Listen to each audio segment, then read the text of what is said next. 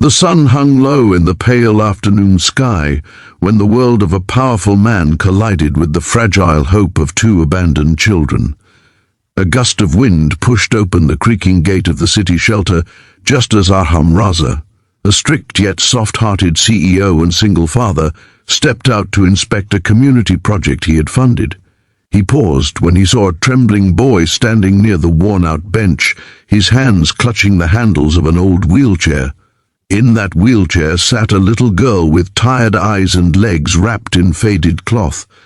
The boy's voice cracked as he looked up, his face dusty but determined. That was when he spoke the words that would change all three lives forever. "Sir, my sister can't walk. Can we stay with you?"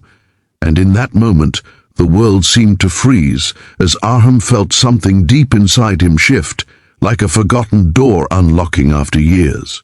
If you believe kindness deserves a second chance, please like, comment, share, and subscribe to our channel Stories of Kindness. Your support keeps these emotional stories alive. Everything began just a few days earlier when Arham, known for his cold logic in boardrooms and his shattered past as a widowed father, decided to visit the city's underfunded shelters. His own son, little Zayan, always begged him to help other kids who don't have papas, and for once he listened. But nothing prepared him for this scene. The boy standing before him, maybe 11 or 12, looked both exhausted and fiercely protective. His name was Saad, and the girl in the chair was his 8-year-old sister, Nisa. Dust covered their clothes, their shoes were uneven, and yet the boy held himself with a courage that seemed too heavy for someone his age. Arham knelt down slowly, unsure how to respond. As a CEO, he made decisions worth millions within minutes, but this trembling child asking for shelter, felt far heavier. But before he could speak, Saad began explaining in long, breathless sentences. Their mother had passed away a year back due to illness, and their father, broken, jobless, and struggling with his own demons, had disappeared one night, leaving the children behind with nothing but a bag of clothes and promises that never came true. For weeks, Saad pushed his immobile sister from place to place, eating whatever strangers gave them, sleeping wherever there was space. They had come to this shelter earlier that day after being chased out of a shop for taking shelter outside in the shade. Arham listened in silence, his heart tightening with every word. He had seen the harshness of the world, but something about Saad's story felt painfully familiar. He too had once watched someone he loved suffer, powerless to stop it. His own wife, Zara, had died giving birth to their son, leaving him with grief he still couldn't fully carry. Maybe that was why the sight of Nisa, weak but hopeful, shook him so deeply. The shelter manager explained that they were short on beds and had no special facilities for a child who could not walk. There was hesitation, uncertainty, and the unsaid truth that these siblings might not last long in such conditions. Arham looked at the children, really looked, and then he surprised everyone, including himself. He gently touched Nisa's small hand and said, "You'll stay with me, both of you." It was not a question, it was a promise. That day marked the beginning of a journey none of them could have imagined. As they reached Arham's home, an impressive house with high glass windows, white walls and a quiet garden, Saad held onto the wheelchair tightly, unsure whether they truly belonged in a place so beautiful. Nisa's eyes sparkled at the sight of flowers blooming in the garden, something she hadn't seen in months. Zayan came running out, curious as always, and his face lit up when he saw two new kids. Without hesitation, he grabbed Nisa's hand and said, "Come, I'll show you the big fish tank." For the first time in forever, Saad felt his shoulders lighten. Over the next days, the house transformed in ways even Arham hadn't expected. The staff arranged a proper room for the siblings. Doctors examined Nisa and said she had a spinal condition that could improve with therapy and proper care. Saad watched as professionals treated his sister with gentleness, something she had rarely been given. He began helping around the house, from assisting in the kitchen to fixing things he found broken. Even though he was just a child, he carried responsibility like a grown man. Arham found himself noticing Saad's maturity, the way he helped his sister onto the therapy mat, the way he whispered encouragement when she tried to move even an inch. Sometimes, late at night, Arham would see Saad sitting by Nisa's bed, watching her breathe, making sure she was safe. Something about that devotion made Arham feel that maybe this broken child had a strength even he once lacked. One afternoon, during Nisa's third therapy session, something unexpected happened. As the sun warmed the room and soft music played in the background, Nisa's toes twitched for the first time. Saad gasped, his heart jumping with hope. She lifted her tiny foot just a few centimeters, tears rolling down her cheeks as she whispered, "Pi, I can feel it. I can feel my legs." Saad hugged her so tight the therapist had to gently pull him away, laughing warmly.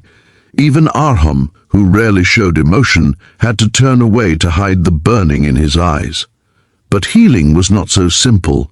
Just when everything seemed to be improving, a storm returned to their fragile world. One evening, as the sky turned orange and the wind picked up dust from the streets, the doorbell rang. A thin, unshaven man stood outside, eyes sunken, clothes torn and hands trembling. It was the siblings' father, Faisal. He had somehow learned they were staying there. Arham stepped forward, tension gripping his entire body as Saad froze behind him. Faisal's voice was shaky as he claimed he had returned for his children, but Saad's reaction said everything. The boy stepped in front of Nisa, shaking violently as he begged, "Please don't take us, please. We're safe here." The man's eyes flickered with something between shame and desperation. Arham studied him for a long moment and realized he wasn't here out of love. He was here because he needed financial benefit. Rumors of a wealthy CEO taking care of 2 children had spread fast. Arham stood firm, blocking him, and told him he would not allow anyone to harm these kids ever again. The confrontation grew heated, but when Faisal attempted to pull Saad's arm forcibly, it was Zayan's terrified cry that alerted the staff. Security rushed in, and the man was escorted away.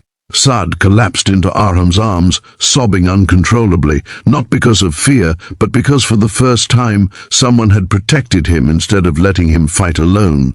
That night, the house felt quieter, heavier. Saad refused to leave Nisa's side. Arham sat outside their room for hours thinking.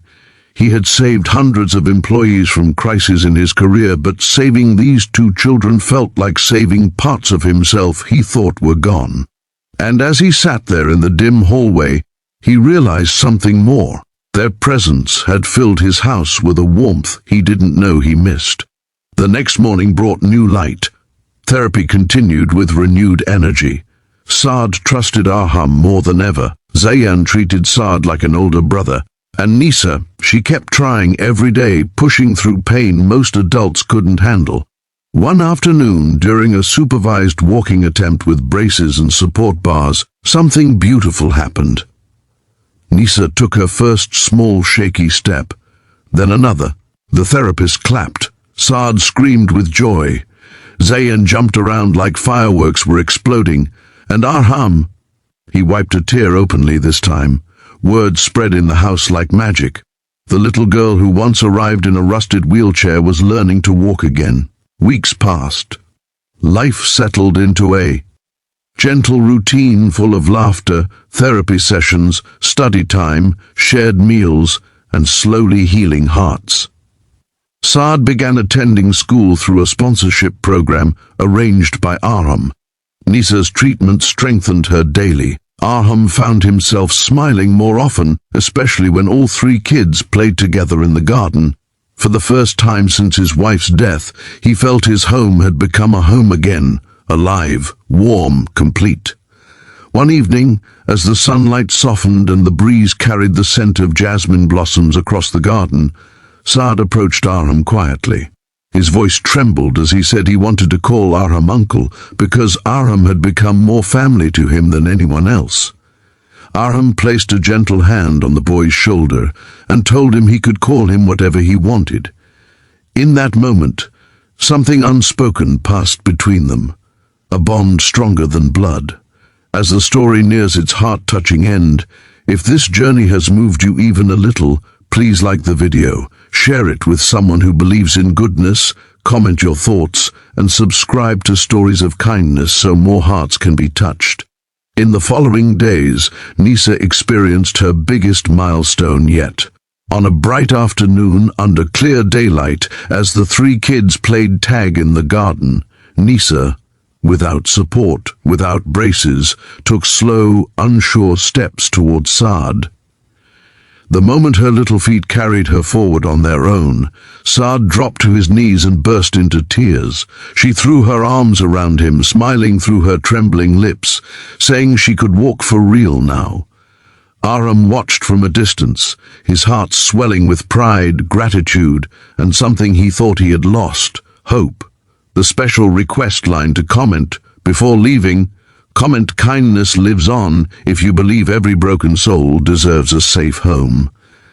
As the sun dipped behind the garden trees, Arham realized that life had an extraordinary way of bringing people together, not through logic, not through plans, but through small miracles that happen when kindness meets courage.